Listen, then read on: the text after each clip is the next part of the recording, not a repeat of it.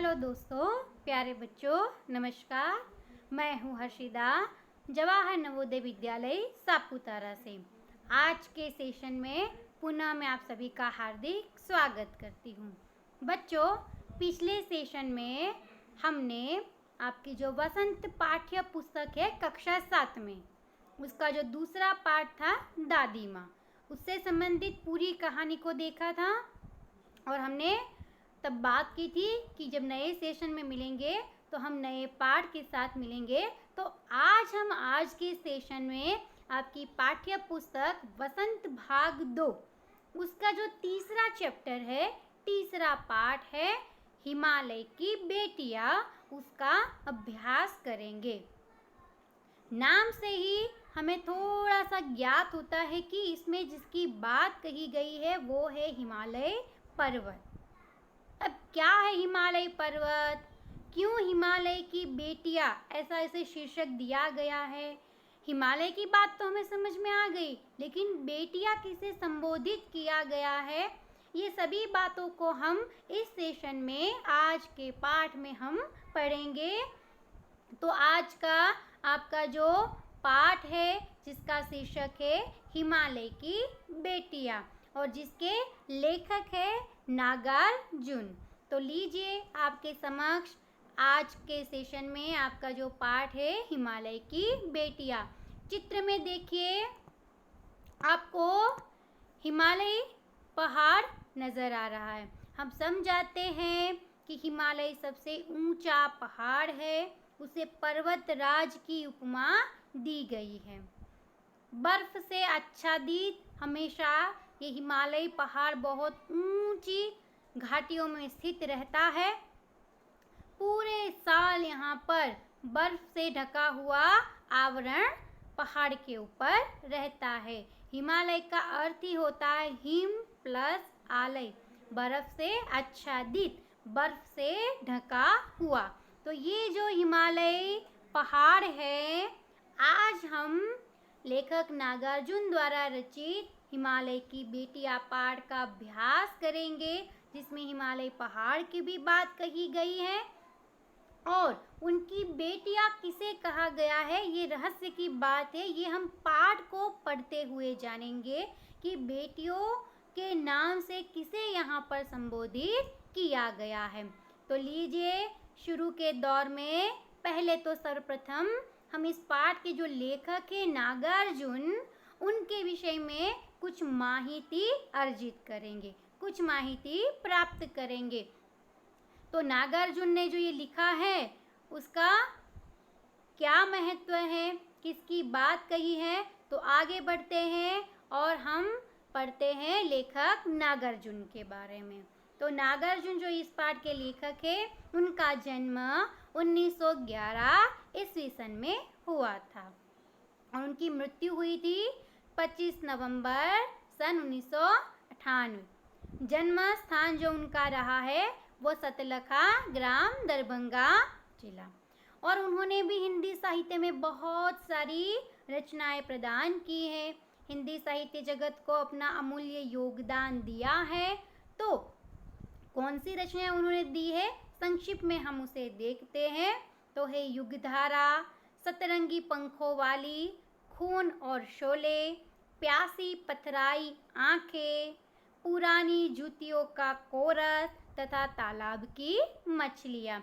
इस प्रकार से इससे भी अतिरिक्त बहुत सारी रचनाएं उन्होंने हिंदी साहित्य जगत को दी हैं, जैसे जयशंकर प्रसाद है, महादेवी वर्मा है, मुक्ति बोध है, निराला जी हैं। ऐसे बहुत सारे लेखक कवि हिंदी साहित्य जगत को मिले हैं। नागार्जुन भी उनमें से एक अमूल्य निधि है जो हिंदी साहित्य जगत को प्राप्त हुई थी और उन्होंने भी बहुत सारी ढेर सारी गद्य पद्य रचनाएं देकर हिंदी साहित्य जगत में अपना मूल्यवान यथोचित योगदान दिया है।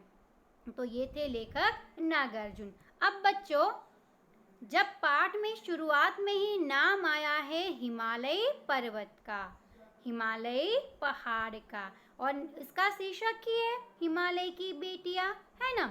तो सबसे पहले हम शुरुआती दौर में जान लेते हैं कि हिमालय हिमालय के बारे में थोड़ी सी जानकारी एकत्र करेंगे। पाठ में आगे चलते हुए इससे अतिरिक्त और जानकारी हम हिमालय से संबंधित एकत्रित करेंगे निबंध के तौर पर, लेकिन फिलहाल हम हल्की सी जानकारी हिमालय से संबंधित प्राप्त कर लेते हैं।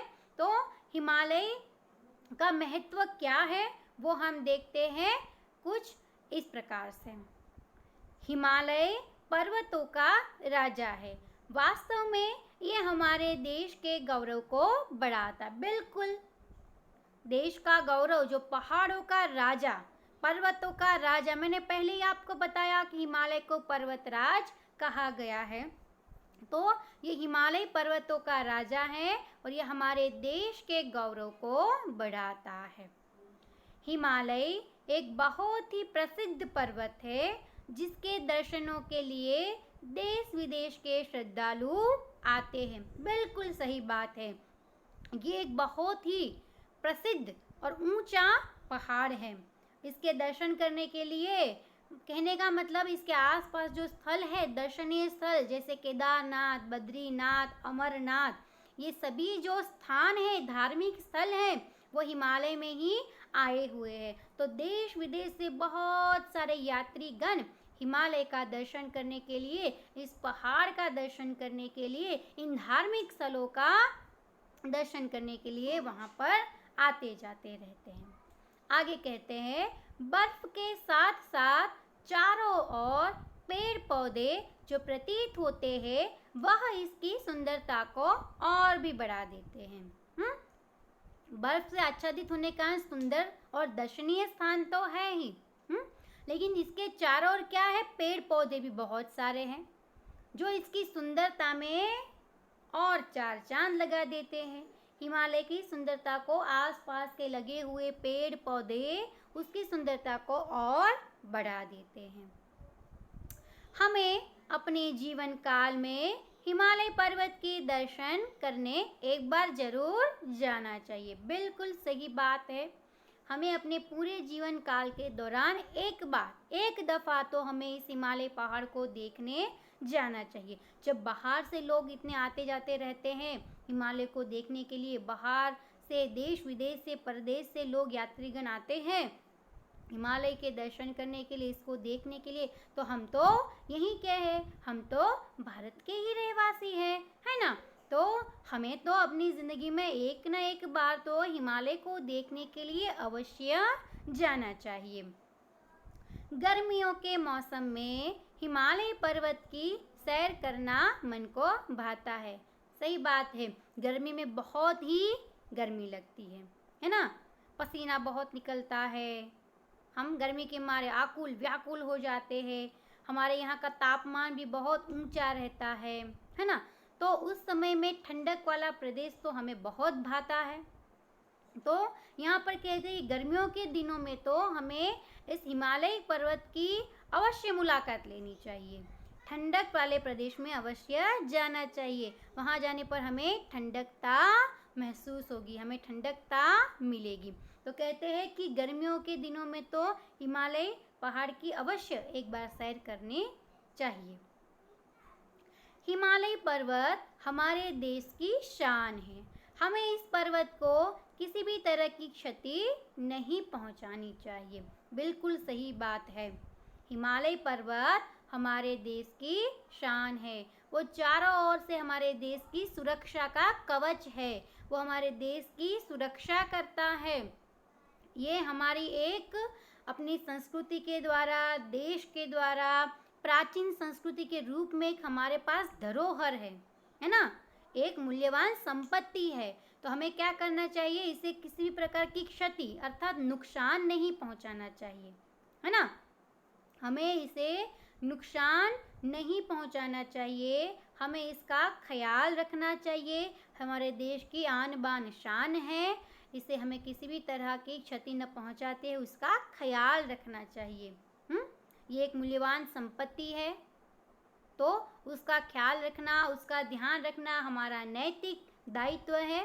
तो हमें उस दायित्व का निर्वाह भी करना चाहिए। हिमालय काफ़ी समय से अपने स्थान पर अडिग होकर खड़ा है।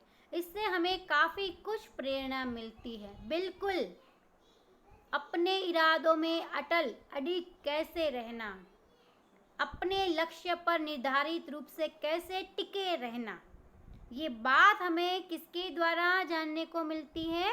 हिमालय पहाड़ से। बहुत लंबे वर्षों से, युगों से वो अपनी जगह पर स्थिर है, अपनी जगह से 1 मिनट के लिए भी हिला नहीं है।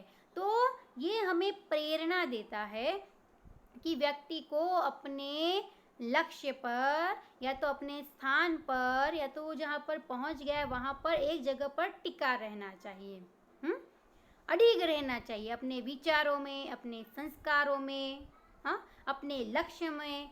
तो इन स्थानों पर अडिग रहना चाहिए। अडिग होकर खड़ा रहने की जो प्रेरणा हमें मिलती है वो हमें इस हिमालयी पर्वत से मिलती है।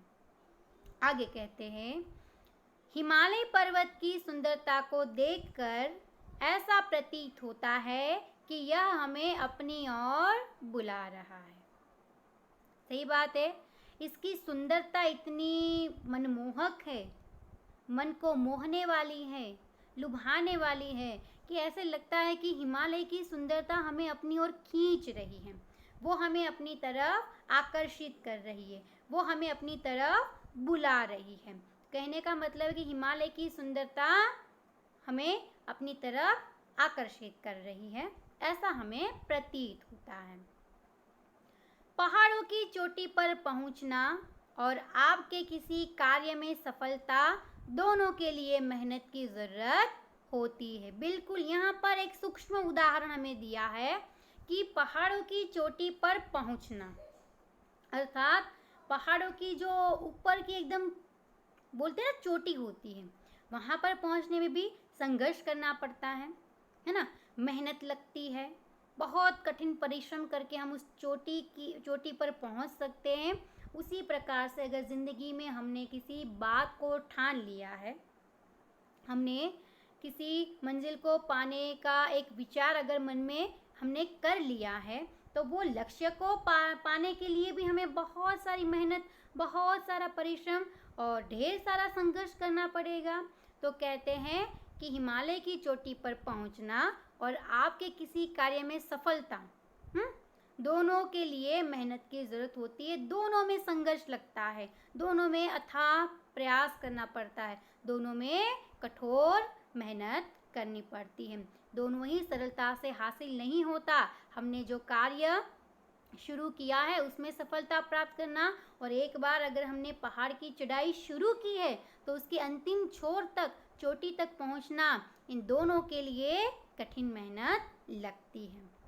आगे, यदि आप अपने जीवन में हिमालय के दर्शन करने नहीं गए तो समझ लीजिए कि आपने प्रकृति की सुंदरता को नहीं देखा है। सही बात है। देखिए, ये प्रकृति बहुत विशाल है, ये सृष्टि बहुत लंबी चारों तरफ फैली हुई और विशाल है, उसका रूप विराट है।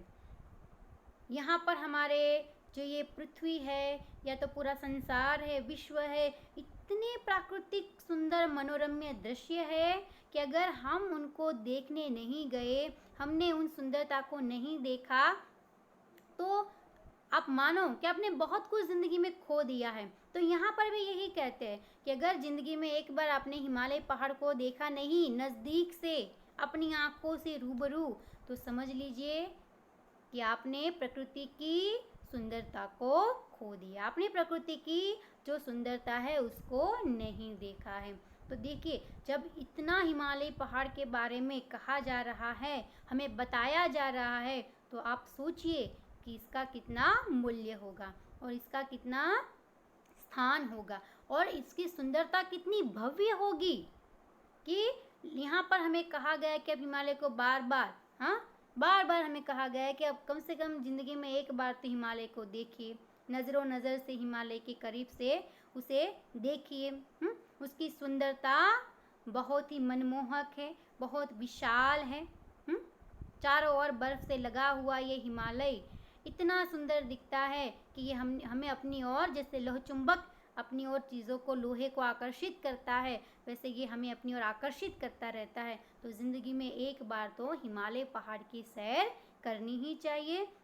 तो आप भी बच्चों अपने मन में ये ठान लीजिए कि ज़िंदगी में बड़े होने के बाद या कभी भी जब आपको मौका मिले, एक न एक दफ़ा तो आप हिमालय पहाड़ को करीब से देखने पक्का जाएंगे, अवश्य जाएंगे और हिमालय की जो सुंदरता है उसे अपनी नरी आंखों से प्रत्यक्ष रूप से देखेंगे। ठीक है, तो ये हिमालय विषय की महत्वता को प्रतिपादित करते हुए कुछ बातें हमारे सामने रखी गई हैं। अब जब हिमालय इतना सुंदर है तो आगे बढ़ते हैं कि हिमालय की बेटियों के रूप में हमारे सामने कौन आता है, लेखक किस बात की ओर संकेत करते हैं, हिमालय की बेटियां किसे कहा गया है। हिमालय का महत्व तो हमने देख लिया, अब आगे चलते हैं पाठ की ओर, पाठ का अभ्यास करते हैं। पाठ का मैं पठन करूंगी, हल्के से उसके संक्षिप्त में सारांश को हम साथ साथ में समझते जाएंगे। ठीक है, तो आगे बढ़े पाठ के शुरुआती दौर पर पहले अनुच्छेद की ओर। तो लीजिए, आपके सामने पाठ है हिमालय की बेटियां।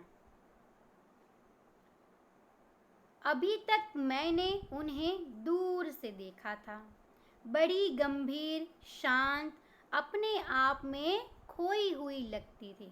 अभी तक हमें पता नहीं चला किसकी बात हो रही है ना।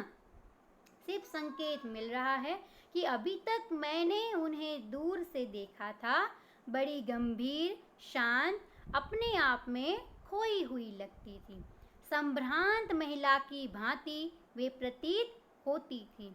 उनके प्रति मेरे दिल में आदर और श्रद्धा के भाव थे। माँ और दादी, मौसी और मामी की गोद की तरह उनकी धारा में डुबकियाँ लगाया करता। देखो बच्चों, यहाँ पर लेखक ने शुरुआत में ही संकेत के रूप में हमें इतनी सुंदरता से इस रहस्य पर प्रकाश डाला है कि अभी तक मैंने उन्हें दूर से देखा था, बड़ी गंभीर, शांत, अपने आप में वो खोई हुई लगती थी, जैसे कोई महिला हो।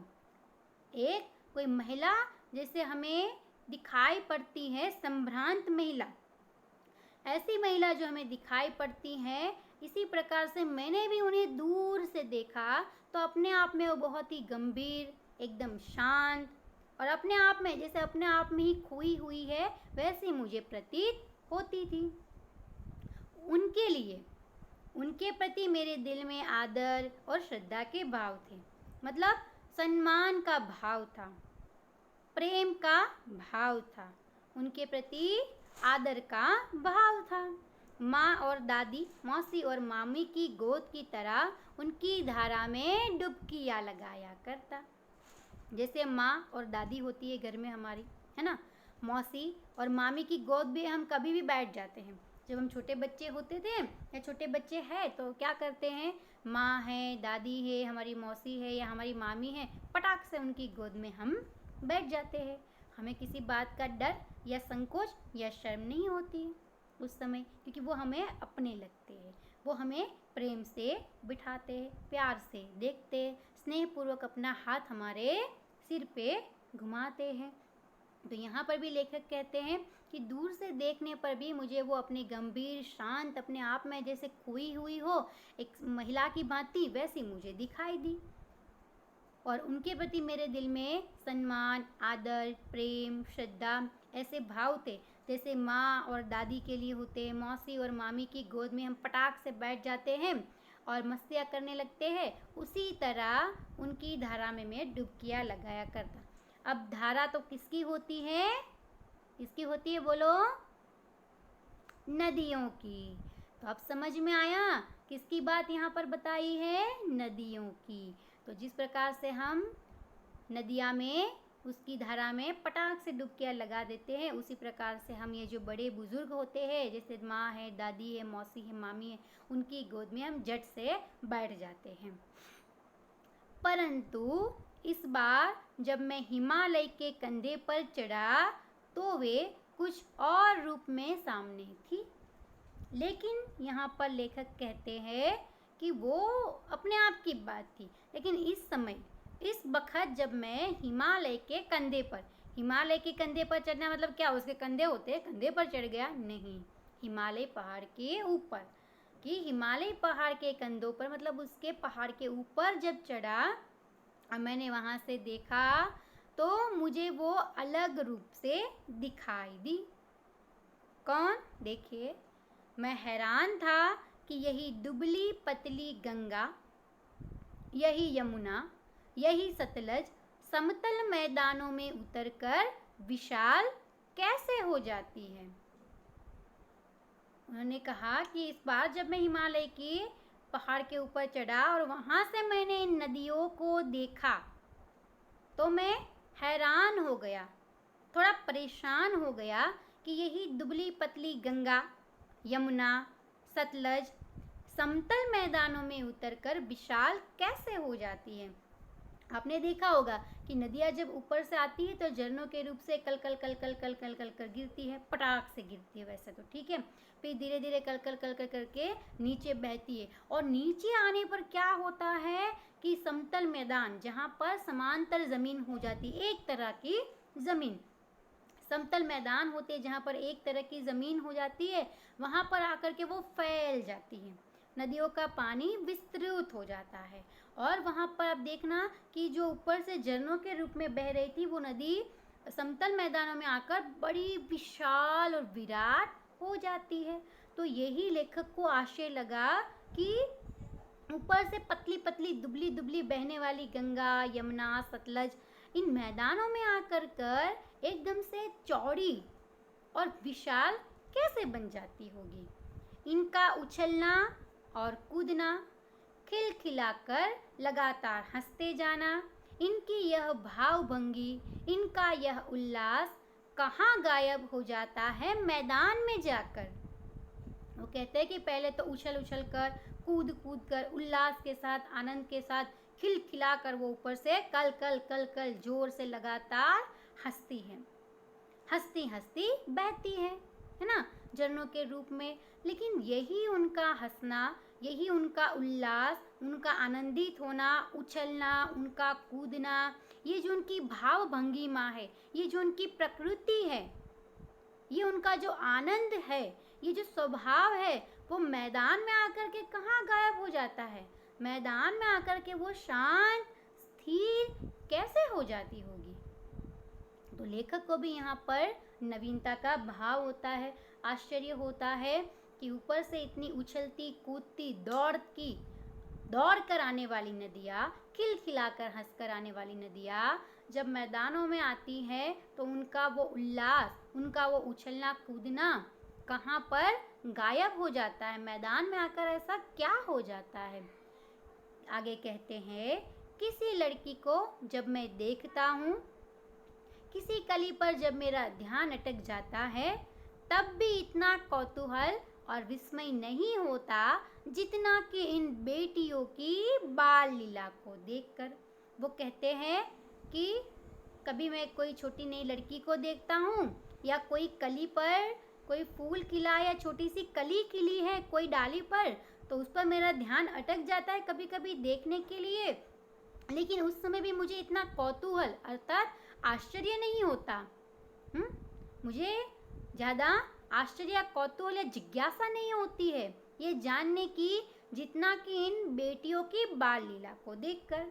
इन नदियों के उछलने कूदने की जो भाव भंगिमा है उसे देखकर मुझे जितना विस्मय या आश्चर्य होता है या जितना आनंद आता है, उतना किसी लड़की को देखकर या किसी डाली पर लगी हुई कली को देखकर जब मेरा ध्यान वहाँ रुक जाता है तो भी इतनी जिज्ञासा, इतना आश्चर्य मुझे नहीं होता जितना इन पहाड़ों से गिरती हुई नदियों की बाल लीला को देखकर। अब देखो यहाँ पर नदियों को किसकी उपमा दी है, जितना कि इन बेटियों की बाल लीला देखकर, अर्थात नदियों को यहाँ पर बेटियाँ बताया है।